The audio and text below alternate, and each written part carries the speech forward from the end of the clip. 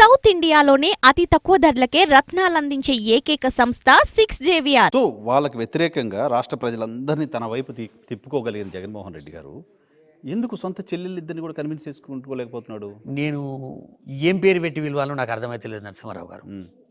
షర్మిలమ్మను ఒక ఆడబిడ్డ అందున, ఒక రాక్షసి అందున, ఒక ఓర్వలేదని అనుకోవాలన్నా, ఒక అతియాశ ఉందనుకోవాలన్నా, లేకపోతే పిచ్చిది అనుకోవాలన్నా మాకే అర్థమైతే లేదు. బాధ అవుతుంది. నిన్న ఏదో కాన్స్టిట్యున్సీల బద్వేల్ కాన్స్టిట్యున్సీ అనుకుంటా, ఈ అమ్మాయి పోయింది స్టేజ్ మీద 20 మంది, ముంగటో 50 మంది, 1,00,000 మంది ఉన్నట్టు మాట్లాడింది.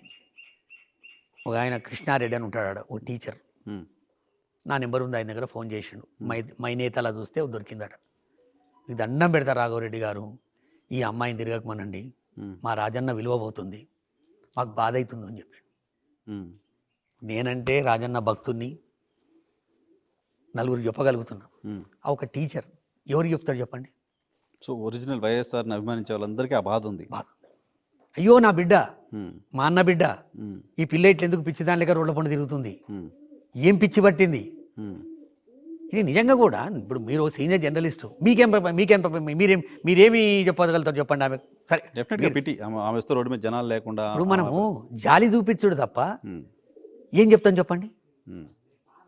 సో ఆమె చాలా ఇష్యూస్ జరిగాయి, చాలా వివక్షకు గురయ్యాను, చాలా ఇబ్బందులు పెట్టాడు నన్ను జగన్మోహన్ రెడ్డి, వాటన్నిటికీ మా అమ్మాయి సాక్ష్యం, మా అమ్మని అడగండి అని చెప్తుంది. విజయమ్మ గారిని అడగండి అని చెప్తుంది. నువ్వు ఆంధ్రప్రదేశ్ పిసిసి ప్రెసిడెంట్ అయ్యేంత వరకు ఎందుకు మాట్లాడలే చెప్పు నాకు.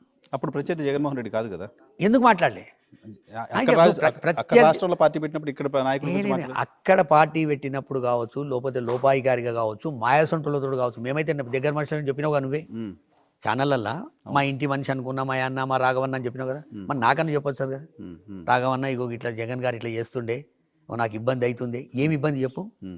అంటే నువ్వు ఒక 1000 కోట్ల రూపాయల పని తీసుకొని పోతే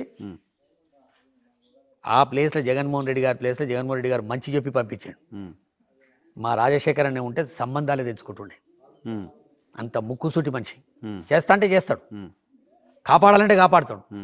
కానీ నువ్వు ప్రభుత్వానికి నష్టం జరిగే 1000 కోట్ల రూపాయల పని తీసుకొస్తే ఆయన చేయకపోతే నువ్వు కక్ష సాధింపుగా రకరకాల రంగులు మార్చుకుంటూ ఇలా చివరకు వచ్చే వరకల్లా వివేకానంద రెడ్డి గారిని మిడకేసుకొని ఆయన బిడ్డని పక్కకు పెట్టుకొని ఈ ఏడుపులు, ఆర్పులు, ఈ పెడదుబొబ్బలు, ఈ వాగుడు, ఈ మొరుగుడు ఎందుకు చెప్పిరి?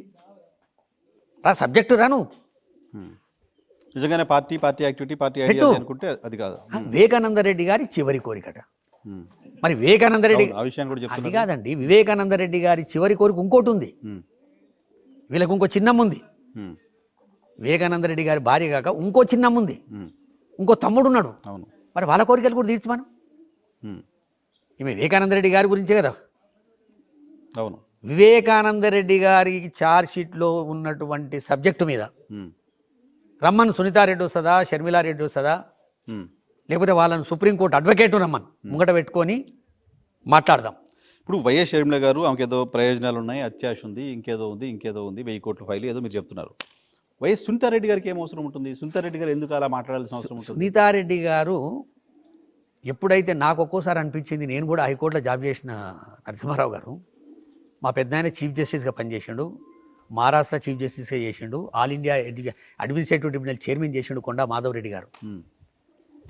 అసలు సుప్రీంకోర్టును ఒక అత్తగారింట్లకి తయారు చేసుకుంది ఎవరు?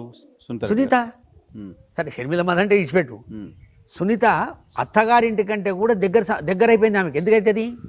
ఇక మన భారతదేశంలో, మన రాష్ట్రంలో, తెలంగాణ, ఆంధ్రప్రదేశ్ రాష్ట్రంలో కోర్టులను కూడా పూర్తిగా చేసుకునేట ఆయన ఎవరున్నారు? చంద్రబాబు. ఈమెకేం కావాలి? ఎక్కిస్తా పోతుండు. బ్లాక్మెయిల్ చేయి, అవినాష్ రెడ్డిని చేయి, జగన్మోహన్ రెడ్డి గారిని చేయి, వాళ్ళ కుటుంబ సభ్యులను చేయి. రేపు నేను చెప్తున్నా కదా మా అన్న సాక్షిగా, జగన్మోహన్ రెడ్డి గారే గొడ్డలతో నేను చెప్పినా చెప్తారు ఈ దుర్మార్గులు. అవునా? రాసి పెట్టుకోను, ఒక స్పీచ్లో మీకు ఇంటర్ చూడండి మీరు. ఇక వీళ్ళని మేము ఎట్లా వీళ్ళు మా అన్న బిడ్డలు అనుకోవాలి, ఎట్లా వీళ్ళని మేము క్షమించాలి? అంటే ఇప్పటికే హంతకుడిని కాపాడుతున్నాడు అనేదాకా అయిపోయింది. నేను అదే నా బాధ ఏం తెరకనా, ఢిల్లీలో నిన్ను ఎవడు వల్కరియలే, నీ వాంగ్మూలం వద్దు, నువ్వు సాక్షిలో లేవు, బోక్షిలో లేవు, ఏడలేవు. ఉమ్, నువ్వు అడ్వాన్స్గా ఆమెకు మెసేజ్లు పెట్టి సిబిఐకి ఉమ్, నువ్వు పోయి ఉమ్, ఇది రాజకీయ కుట్రతోటే జరిగింది అని చెప్పినావంటే ఇక నువ్వు గిడికి వచ్చినాక చెప్పదా ఇక ఓకే. ఉమ్, ఎవరిని కాపాడతాడు? ఉమ్, మనకు రాజ్యాంగం ఉంది, కాన్స్టిట్యూషన్ ఉంది, ఓ పద్ధతులు ఉన్నాయి, కోర్టులు, సుప్రీంకోర్టు, హైకోర్టు, ఉమ్, వ్యవస్థలు, సిబిఐ. ఎవరిని కూడా కాపాడతాడు చెప్పు? ఉమ్, ఉమ్, అంటే ఇవాళ నువ్వు అన్నవేంది? నువ్వు సూటిగా అనలేక జగన్మోహన్ రెడ్డి గారిని సూటిగా అంటే ఈ కడప ప్రజలే కాదు, ఆంధ్రప్రదేశ్ ప్రజలు నేను అడుగుపెట్టనియరు, ఈడ అవునా? ఉమ్, అడుగుపెట్టనియరు. ఉమ్, ఇవాళటికి కూడా 100%లో 99% ఇప్పటికి కూడా నీ గౌరవిస్తురంటే రాజశేఖర రెడ్డి గారి బిడ్డవు, ప్రస్తుత ముఖ్యమంత్రి జగన్మోహన్ రెడ్డి గారి చెల్లెలని. ఇంత